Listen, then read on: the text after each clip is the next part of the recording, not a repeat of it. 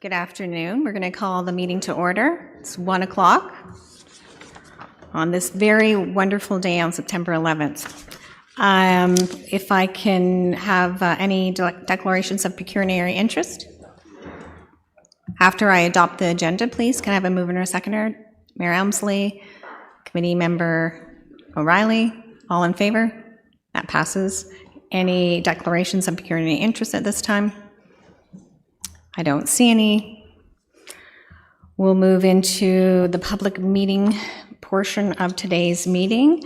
As required under the Planning Act, a public meeting is being held prior to the committee meeting. A recommendation of these applications, all recommendations that come out of this afternoon will be forwarded to the next regular council meeting on September 24th, 2024. The purpose of the public hearing is to allow the committee to gather information on the applications before us, to hear all those wishing to make submissions on the applications, and to allow the committee to ask questions of the applicants, interested parties, and staff. Everyone speaking today is requested to state their name for the public record. In the interest of time, the committee respectfully asks that you keep your comments to no more than 5 minutes. When the appropriate time comes after the planner makes their presentation, members of the public will be provided an opportunity to speak to any of the public meeting items on the agenda. At that point, please either unmute yourself, turn on your video, or come to the podium and press the speak button to activate the microphone. So we're going to go into our first planning report today, which is Plan 2024-052, application to amend the Village of Bobcaygeon zoning bylaw 1678 at 75 Main Street, Bobcaygeon, 75 Main Dev Inc., Raphael Morel, Amanda Bree Watson, MCIP RPP Dillon, Consulting Limited, Urban Planners on behalf of the City of Kawartha Lakes. Over to you.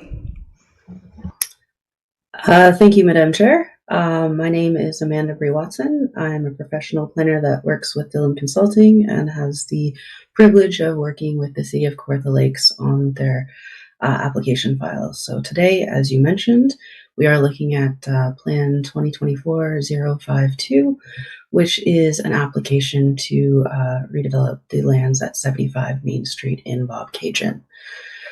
Probably the next one's better. So the subject lands are, again, on Main Street. They're surrounded by commercial uses to the north, residential uses to the east, commercial uses again to the south, and residential multi-unit townhouse to the west. So a mix of uses, and what is proposed appears to be suitable for the area. That site plan's a little bit hard to see, but what I can clarify is that the applicant is looking to build a number of residential units in the form of townhouses. That conceptual plan probably gives you a better idea of what it would look like. Basically it would be 16 townhouse units in 2 rows with a shared driveway access down the center of the site. At this point, the staff are working with the proponent, with the applicant, to confirm the density, and otherwise this conforms with the zoning bylaw and the intent of the official plan. Due to it being in a commercial area, surrounded by a variety of uses, the residential use seems to be in keeping with the mixed uses in the neighborhood.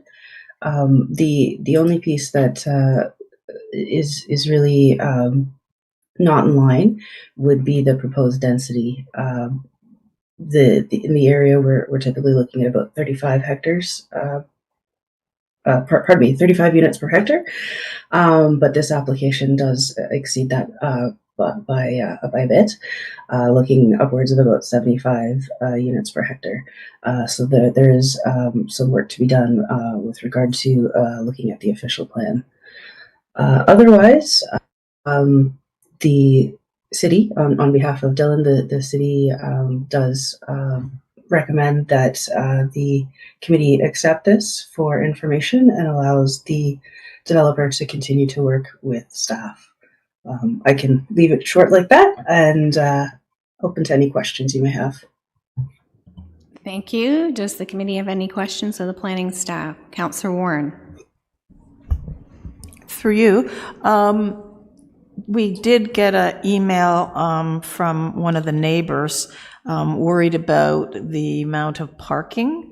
I think there was only one parking area for each townhouse.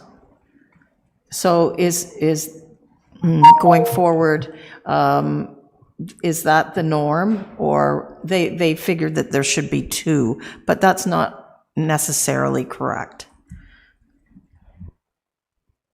Through the chair, we will be looking at that as the application proceeds. But at this time, the use itself is what the zoning bylaw is speaking to. And just further, so that's an interesting property. I'm aware of it. I'll have to go walk around it. But there are two buildings on it now? Is there a building at the front and then a building at the back? I may have to ask the city staff to answer that directly. From the aerial photographs I've seen, it does appear to be that there is one closer to the front of the property and an accessory building towards the back. Right. But I myself have not walked the property. Okay, thank you. And just, I guess, further on down, I was just wondering, I know this is just to receive, but how do you foresee this moving forward vis-a-vis timing? We hope to be working with the applicant in a pretty streamlined manner, so that if they can provide the additional information, we hope to have this back at the following PAC meeting for with more detail. Thank you. Mayor Emsley. Thank you. Through you, Madam Chair, to the deputant. Is the road that was shown between the two rows of townhouses, is that a condominium road or is that a city road? That has not been discussed to date, and the applicant may be able to better speak to that at this point. My only concern with it is, if it's a city road, there are restrictions on on-street parking from November through to April. But if it was a condominium street and not a city street, then I don't think the same rules apply, because the condominium would be doing the snow plowing and it would be their responsibility to look after it. So just as a possible solution to those units that had two vehicles.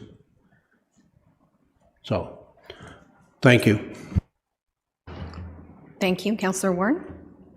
Through you, would that not just be, going back to that, just access to their parking?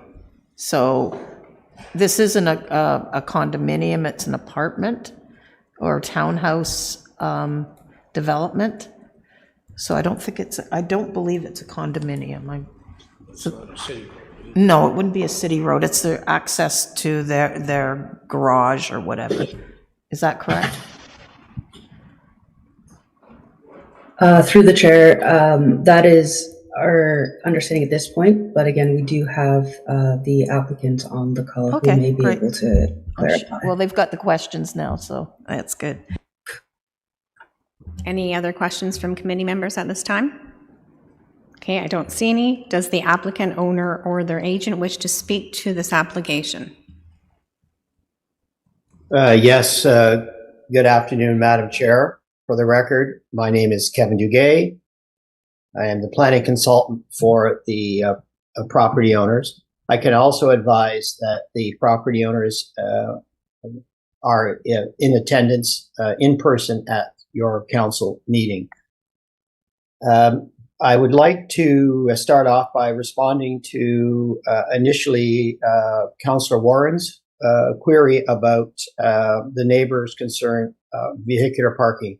City staff have provided to me today, and as have the planning consultants, records of neighborhood written comments. And insofar as site parking, and to Mayor Elmsley's comment, this is private property development, so that it is a driveway that will serve the development. It's not a condominium and is not a public road. So essentially a driveway providing vehicular access to the garages of individual units. In support of the application and the form and scope of parking, a traffic brief was prepared by Martin Azusa, a professional and qualified transportation engineer. Also, for the benefit of the Planning Advisory Committee, it's my ongoing practice for communities in Central East Ontario, including Lindsay, Peterborough, and others. Parking ratios and supply of parking for these types of development is no longer, the norm is no longer 2 dwelling units. There's a propensity to reduce parking and in its place look at active transportation alternatives such as walkability, etc., to supplement what might otherwise be a more suburban site parking rate. Amanda Bree Watson, the Dillon planning consultant, did reference that there is a matter of residential density which requires some attention. To clarify, this application was subject to a pre-consultation meeting. Arising from that pre-consultation meeting was the identification of a series of technical reports. Page 3 of 12 of your the planning report identifies those reports, and the list of reports and the work undertaken to date has been extensive and comprehensive. All the reports, all the studies have confirmed the suitability and feasibility of developing this property on, no pun intended, but on a main street within the Bobcaygeon settlement area. So there was a follow-up then meeting held yesterday with the consultants and your senior staff, Leah Berry and John Connolly, respectively. And what was discussed is the necessity now for a technical official plan amendment, minor and scoped in nature, that will address the proposed density of development of this property. For the benefit of the committee, the necessity for an official plan amendment was not identified in the original pre-consultation process. And thus, as a professional planner, I proceeded to advance and coordinate and oversee the work program, including my own analysis in that regard. But as of the meeting held yesterday morning with senior staff and the municipality's planning consultant, there's an identification of and a solution for how the matter of density specific to this site could be addressed. We are also aware that the city's official plan, insofar as Bobcaygeon, is still subject to appeal, but there may or may not be an opportunity to have that appeal resolved. I am mindful thus that the policy amendment that would be applied to the site addressing density would necessarily have to carry, we would be amending the County of Victoria official plan, and necessarily that policy amendment would have to carry forward into the forthcoming Court de Lakes official plan for the Bobcaygeon settlement area. Lastly, I am very pleased to have heard that this application, including the technical official plan amendment, could be reconsidered by planning committee at your next meeting, which I believe is in November. And to that end, Madam Chair, committee members, I am committed to submitting the required application, supplementary planning report, and the application fees in this regard are about $7,800, so it's not a light application fee. But all of that would be provided in a timely manner to the municipality. I make myself available now, should there be any questions of myself. And again, to remind committee that the property owners are in attendance at your Planning Advisory Committee meeting. And thank you for the opportunity to appear in virtual format to address committee. Thank you. Thank you very much. Does committee have any questions of this time? Member Barkwell? Yeah, it's for you too, Kevin. What's the difference between what the density would be now and what you're looking for? And is that because of the secondary plan that's not in place and you're still Victoria County, or is it what's the issue with that?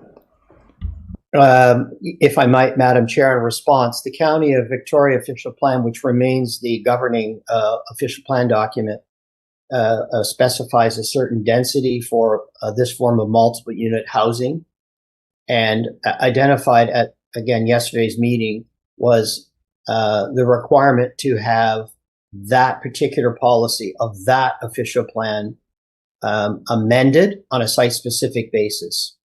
Now, it is possible that the new official plan that would govern the Village of Bobcaygeon may permit this without an OPA, but we're obliged for the time being to amend the governing official plan. That is the VCOP plan.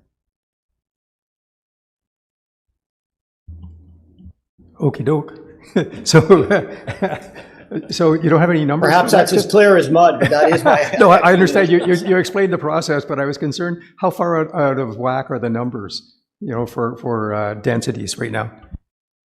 If I might, as a supplemental, Madam Chair, the original development considered through pre-consultation actually was 17 units. The development proposal has been reduced to 16, of which the developer has expressed, and we've included as part of our submission to the municipality, a willingness to work with the city to achieve such that 2 of the units could be of affordable nature. Discussions recently with Director Barry indicates that there are some mechanisms and procedures we may yet still have to address, but that commitment remains in place. The density, Madam Chair, is certainly more, would appear to be more than what the VCOP plan might otherwise permit, but it's a density that is supported by, from my professional perspective, by the 2020 PPS, the 2020 growth plan. And as you heard from your own planning consultant, it's their initial opinion that it's a suitable form of development for this property. Thank you. Thank you very much. Member O'Reilly? Thank you, to you, Madam Chair, to Leah. Just a quick question. What's the status of the appeals? Is there a ballpark idea where we're at with the appeal? To you, Madam Chair. Yeah, good news. Actually, we have a settlement hearing date, meaning that the parties have reached just about 99.99% reached a settlement. Some T's yet to be crossed and I's dotted, and that hearing date is scheduled for next month. So the Bobcaygeon secondary plan is just about through its appeal process. Councillor Warren? Through you, just on that, do you know what the comparison of density would be roughly between the Victoria plan and the new Bobcaygeon plan? Would the density fit into the new plan? Through you, Madam Chair, the density still exceeds what the maximum in the Bobcaygeon secondary plan is. If it benefits the committee, we can get into the specifics. That perhaps addresses Member Barkwell's question as well. Relevant also, and what would be reported back to this committee in a recommendation report to follow, would be the specifics on whatever official plan is in effect come November that we would be amending. We do know that whether it's the VCOP or the Bobcaygeon secondary plan, both would still need this technical amendment to address the increased density. With respect to the Bobcaygeon secondary plan, the maximum is 25 units. Excuse me, the minimum is 25 and the maximum is 60 units per hectare. And I understand that based on the lot area at this address, we are at about 78 units per hectare, so just above that maximum of 60 to 78. Thank you. That was a great explanation. Is there any other questions at this time? Okay, does anybody wish to speak to the application? Come up to the speaker. If you don't mind just stating your name and provide an overview of your position regarding the application, and just a reminder that you have 5 minutes. Thank you. Hi, my name is Shazad Bilwani. I'm the president of the company that owns this parcel, and I made the application for the rezoning. Just wanted to take this opportunity to introduce myself and my company to the planning committee. This is our first project in City of Kawartha Lakes. We're very excited about it. But it's been a little bit of a challenging ride so far. We came into the city, we consulted with Richard Hawley, who was the director of development at that time, and asked him what does the city want us to do here? What would be the best thing? And we were told residential rentals.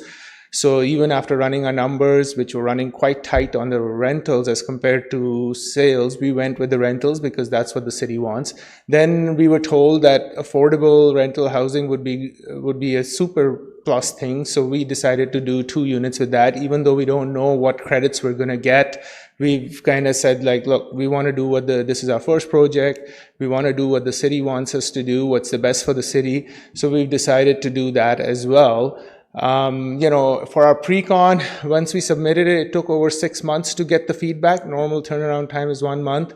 Again, we know the system got broken because of COVID and other things. It's no specific person that's to blame here. It's, just the system and the world we live in. So that was a challenge for us. Now over here, as this application has moved forward, this is a new surprise that, now we have to adjust the official plan. Again, nobody's fault, just part of the system, part of the routine. But, it's kind of creating more obstacles for us, because when we're going forward with a project that doesn't have the best bottom line, and we're hoping that the reason we do it is because of subjective factors. It's what the city wants. It's what the people of the city need, that, we would kind of get help from the system in kind of propelling our project forward. So just kind of want to give you my side of the story, or our side of the story, that, we're doing the best we can for the city, and we would appreciate if we could get some counter help on this, like to move this project forward. We do have some rental units in Bobcaygeon's, and whenever they come up for rent, you'd be surprised how many applications we receive. And it's like people calling us, giving us sob stories of why they need a place, and they're the best candidate. So it's a pretty challenging time, I think, from a housing shortage point of view. And this is bringing to the city a good project that that's going to be affordable for the people living in the city. So maybe we would help, I guess not maybe, but we would request the help of the committee in moving this forward. We're willing to, like, if we need an official plan amendment, fine, we will get it done. There will be costs, in terms of the fees, in terms of our professional planner spending more time on it. And that's fine. Whatever's needed by the system, we'll do it. But if we could just stick to our timelines and move this forward for everybody's well-being, that would be great. The other thing is that I just want to mention that I do have a challenge from my investors, because I've kind of convinced them to move forward with this, that, I have to keep them on board basically on this project with this development.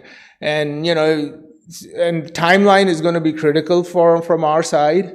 So I don't want them to jump off board, because then the whole project will be in jeopardy. So that's why I'm here to request the planning committee that you guys please try and keep us on schedule. It will be greatly appreciated. Thank you so much for your time. And thank you very much for expressing your thoughts to us as well. And we do recognize we're doing our best as well. There's a lot of challenges out there for everyone right now. Is there any questions at this time from committee? Councillor Warren? Through you. Thanks for coming. It's in my ward. Just to be clear, so 2 of the units will be rent geared to income, is that correct?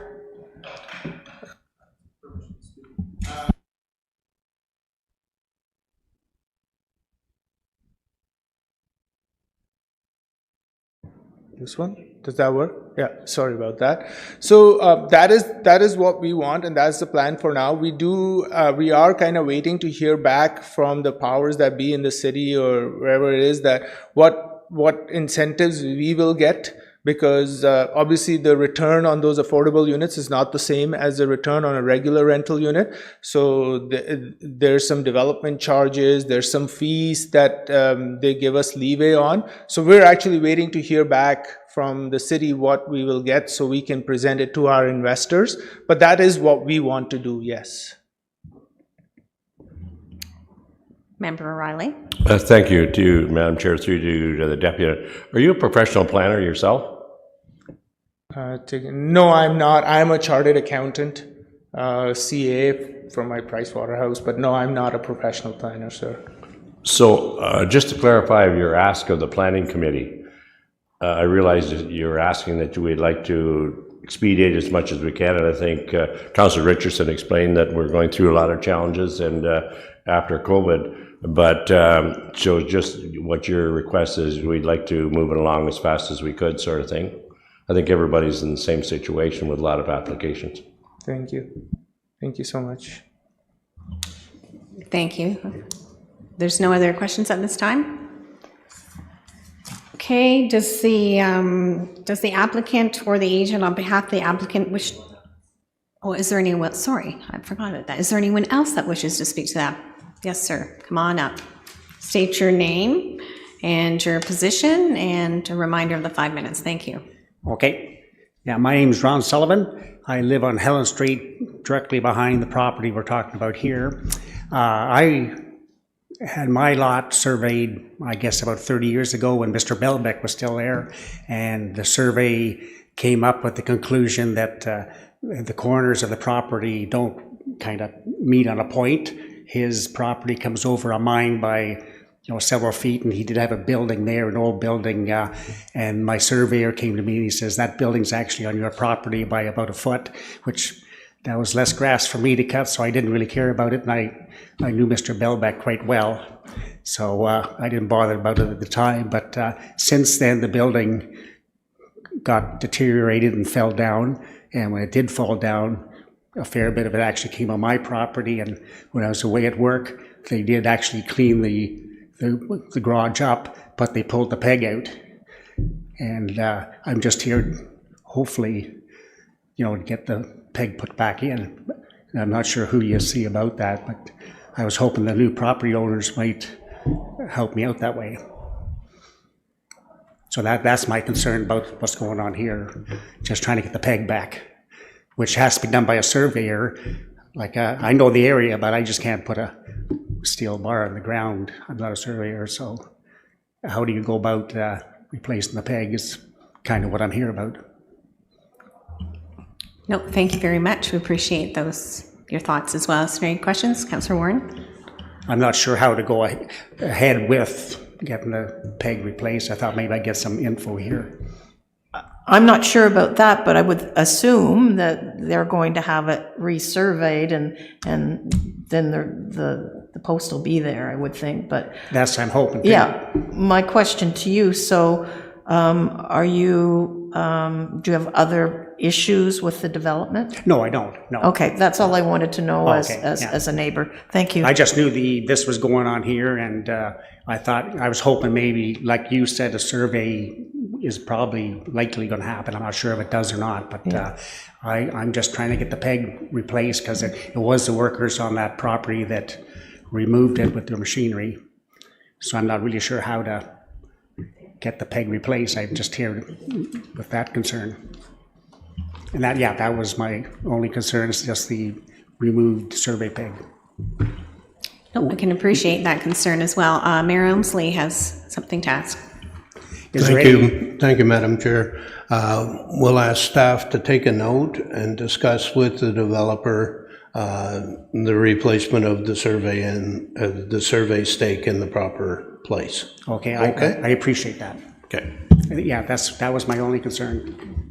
Thank you. Okay, well, thank you for your time. Thank you very much again. Yes, does anyone wish to speak to this application? Is there anyone else that wishes to speak to this application? And a third time, anyone wishing to speak to this application? So does the applicant or the agent on behalf of the applicant wish to respond to the questions and comments heard today? If I might, Madam Chair, very quickly to Mr. Sullivan, and thank you for your attendance, Mr. Sullivan, and to Councilors Warren and Mayor Elmsley. There is a current survey available, topographical survey. So as part of any field work and prior to construction, we can ensure that the appropriate survey peg is reinstated as per Mr. Sullivan's request. Thank you very much. That good news for you, You're Mr. welcome. Sullivan. Thank you.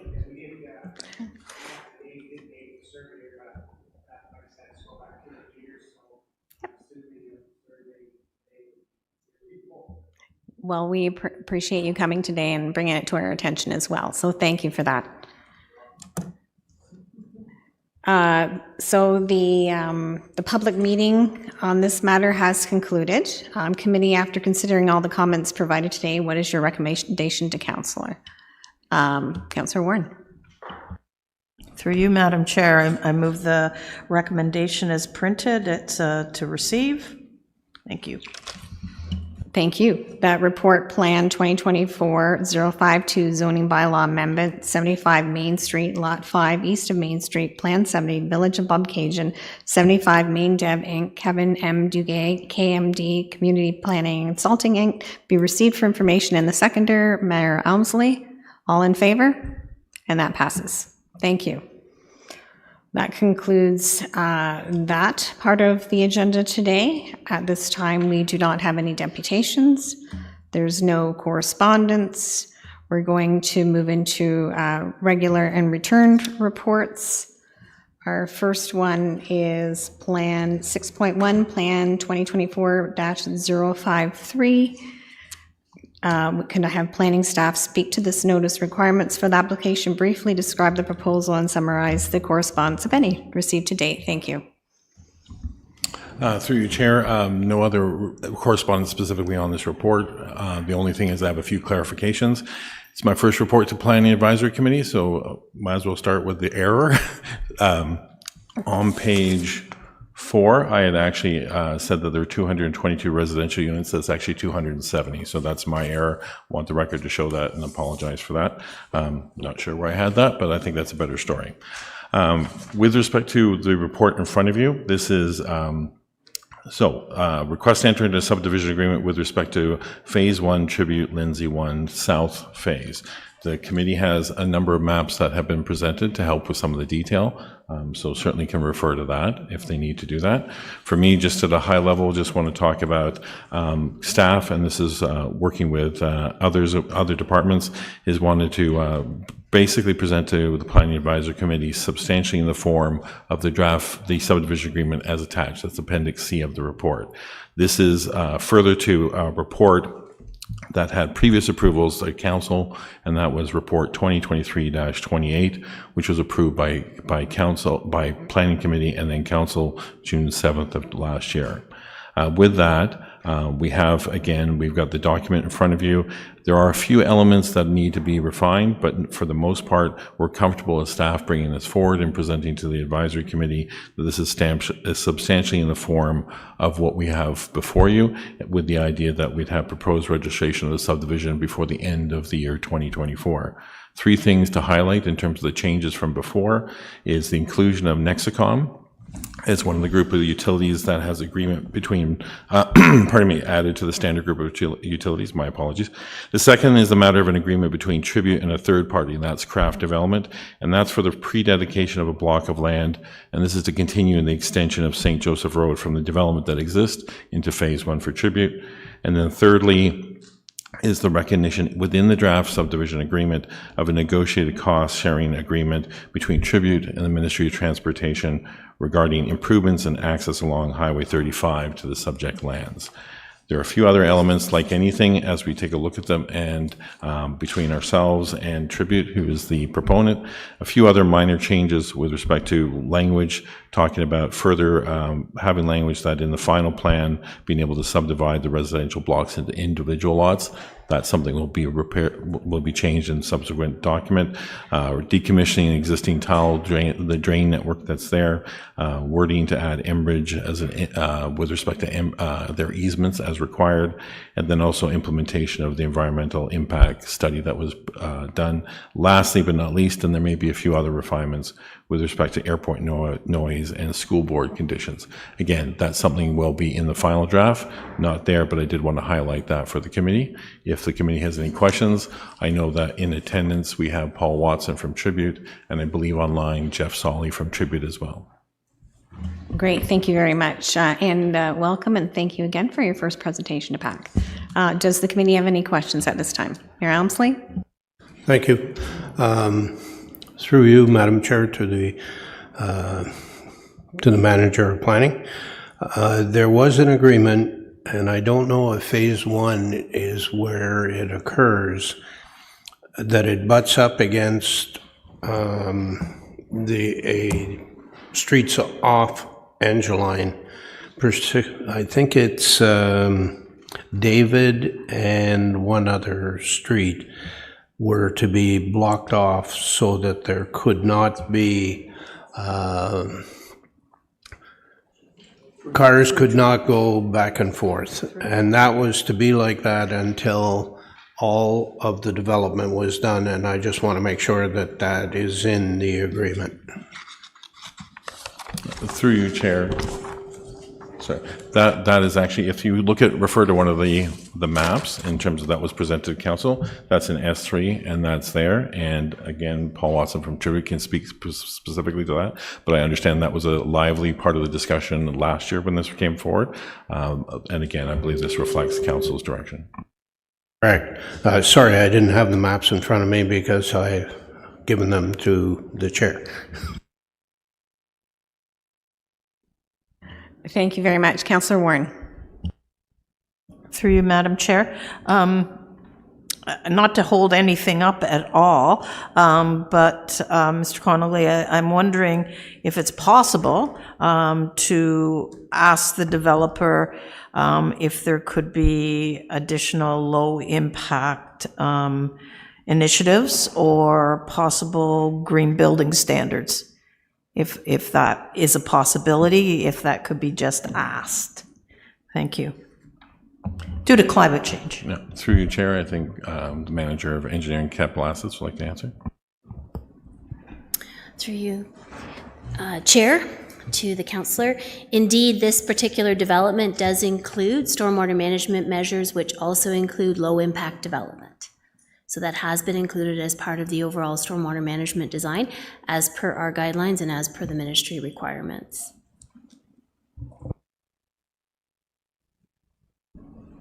I guess it was more to John, whether or not, if that's a possibility as an ask, you know, not to hold things up, but if it's possible to have any enhanced green building standards or further low-impact initiatives.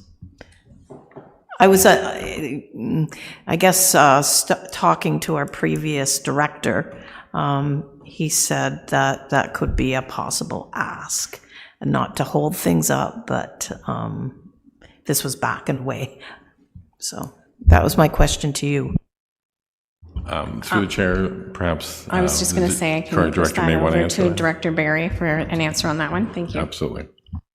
Who can I send this one to? Hot potato, hot potato.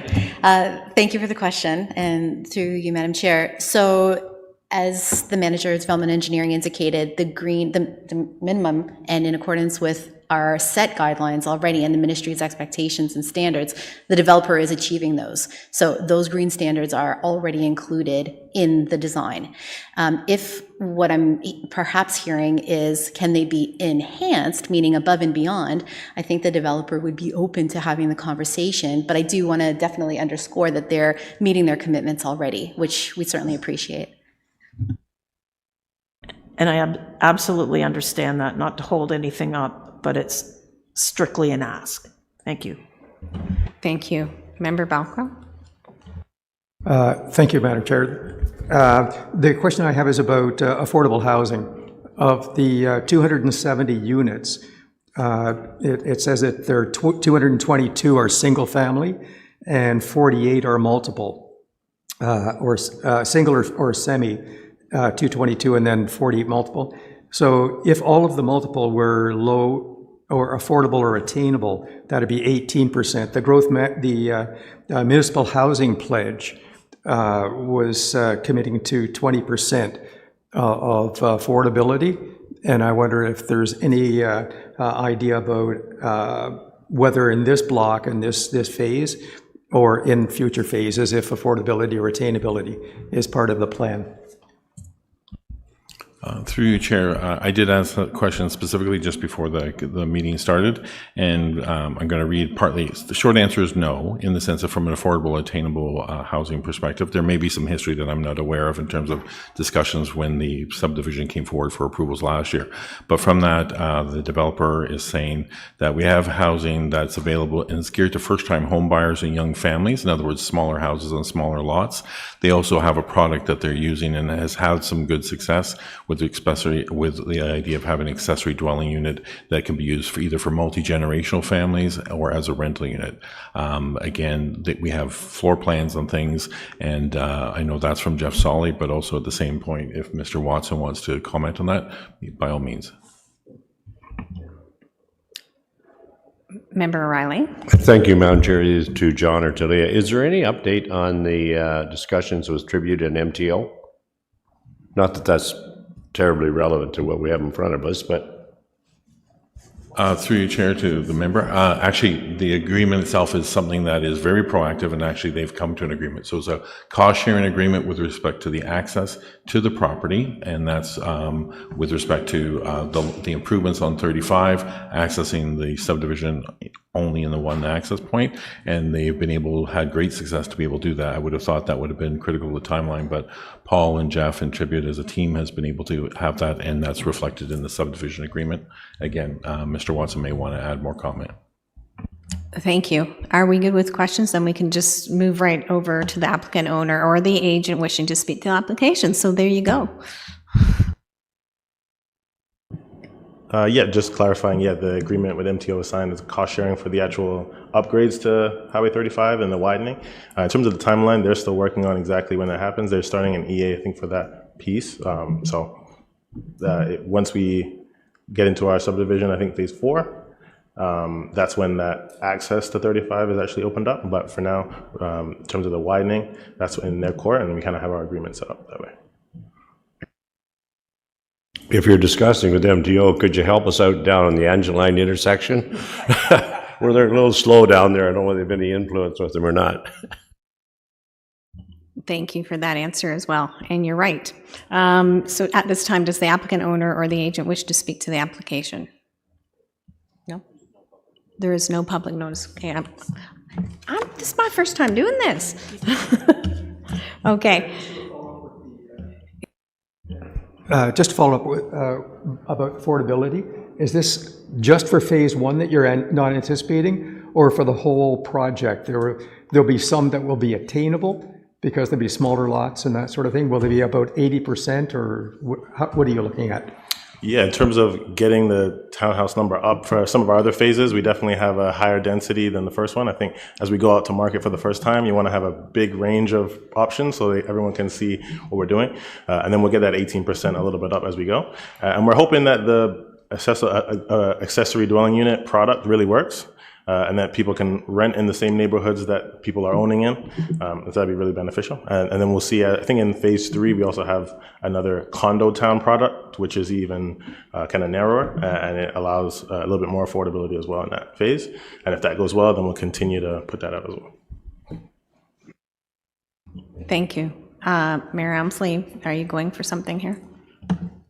See, I'm doing what you do in council chambers. Is there any other questions at this time? I don't see any. So what is committee considering after comments provided today? Mayor Elmsley? That report plan 2024-053, request for tribute Lindsay 1 Limited to enter into a subdivision agreement, Lindsay Heights Phase 1, be received for information.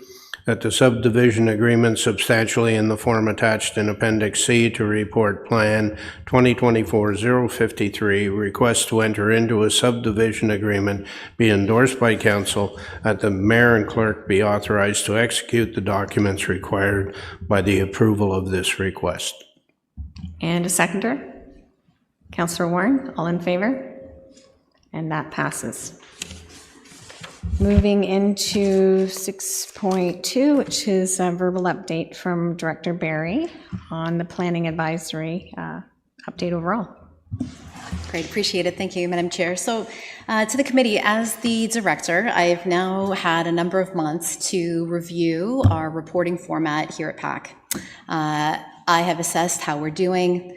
More importantly, I've been looking for opportunities for efficiencies or how to present the information to the committee and to the public in a more effective way to conduct this portion of our service delivery.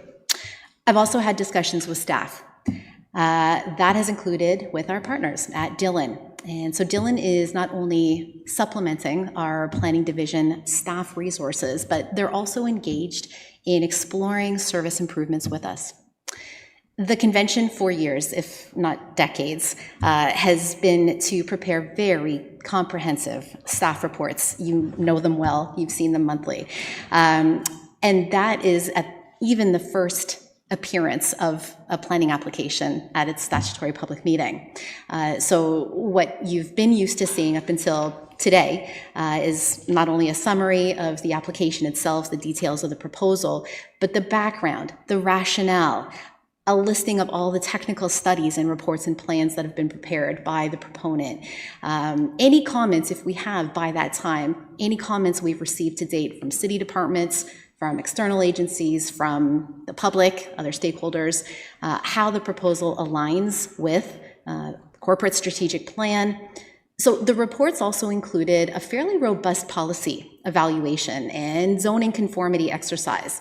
It looked at all the applicable policies from the provincial level through to the municipal level, provincial policy statement, growth plan, official plan, and the applicable zoning bylaws. So a lot of heavy lifting, if I can call it that, that was done to compile these reports very early on in the application life cycle, front end of the process.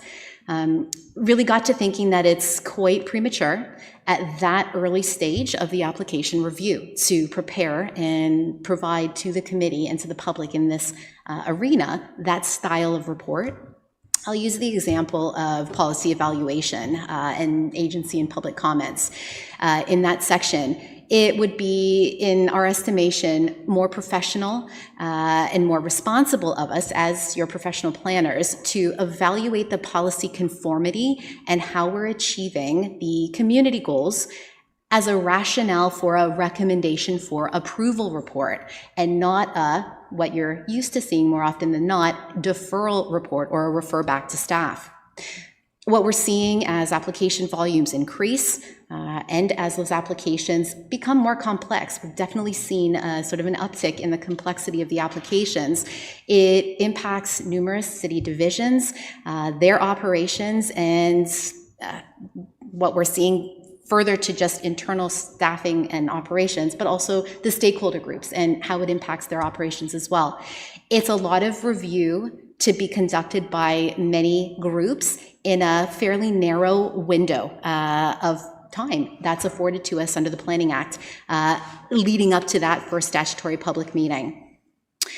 We think it can be confusing at times to the committee, to the public, who are being advised that the proposal is likely something that can be supported. It appears to conform to provincial policy pending the submission or the finalization of comments or technical reviews that are being conducted. On occasion, we've seen that lead to the committee perhaps making suggestions in their discussions or in their recommendations to apply tools like a holding provision or some mechanism that would assist in advancing an application or a bylaw through to council perhaps, before it's ready to really be there. So we want to ensure that you've got all the information and the relevant information in front of you so that you're best informed to make ultimately your recommendations to council. We are looking at ways to obviously work within our legislative timeframes, but also find ways to bring you applications more quickly and open up the consultation period to be more meaningful instead of crammed into, which is ultimately how it feels, not just to staff and perhaps to you, but to the public. That's the feedback that we're hearing.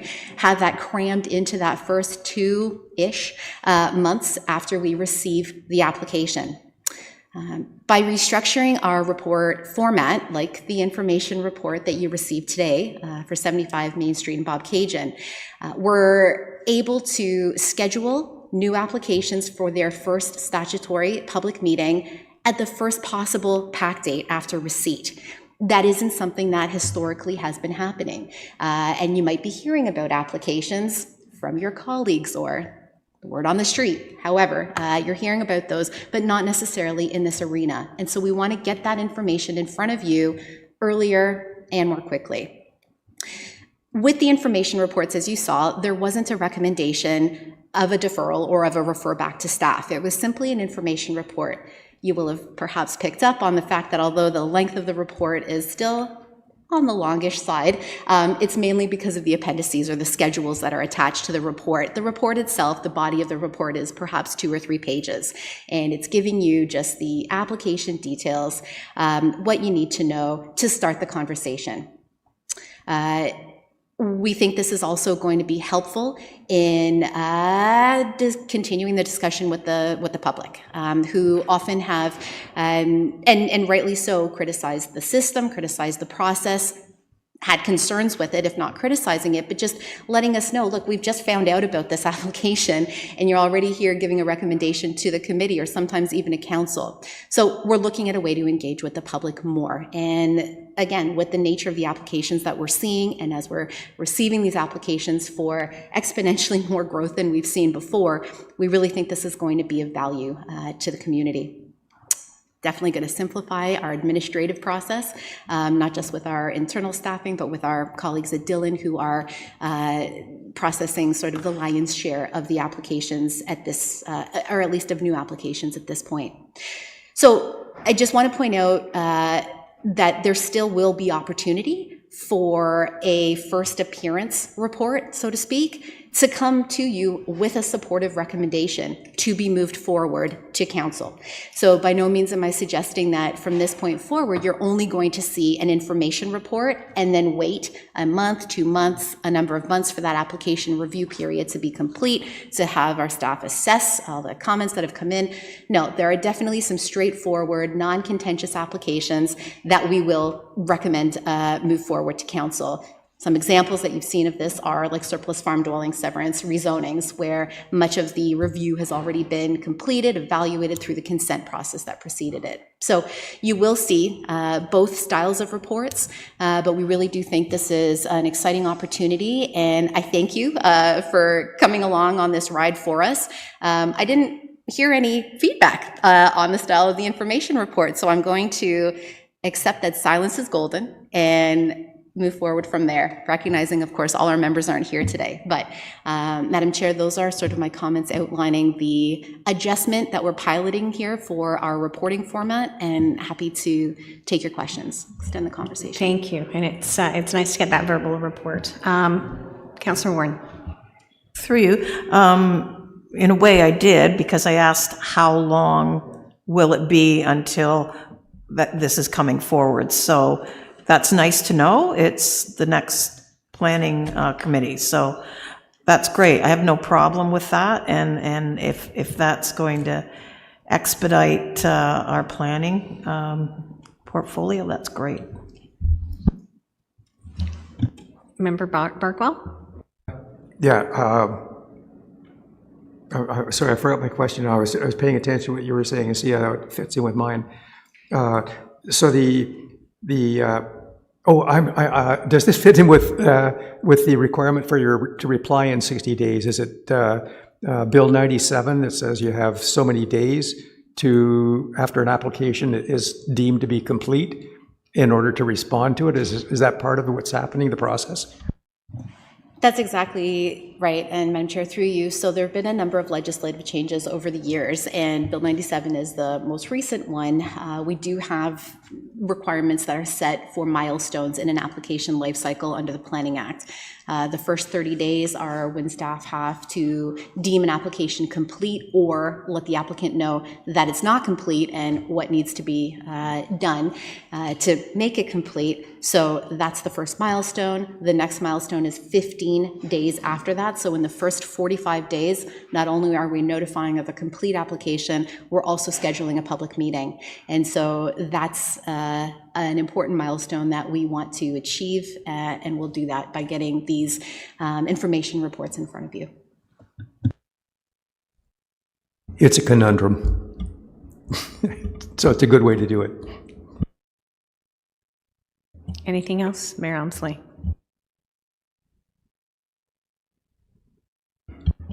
And can I get a seconder? Councillor Warren. All in favor? Thank you again, Director Barry. This public meeting held under the Planning Act is now adjourned, so can I have a first and second on the adjournment? Member Barkwell, Mayor Elmsley, all in favor? And that's it for today. Thank you, folks.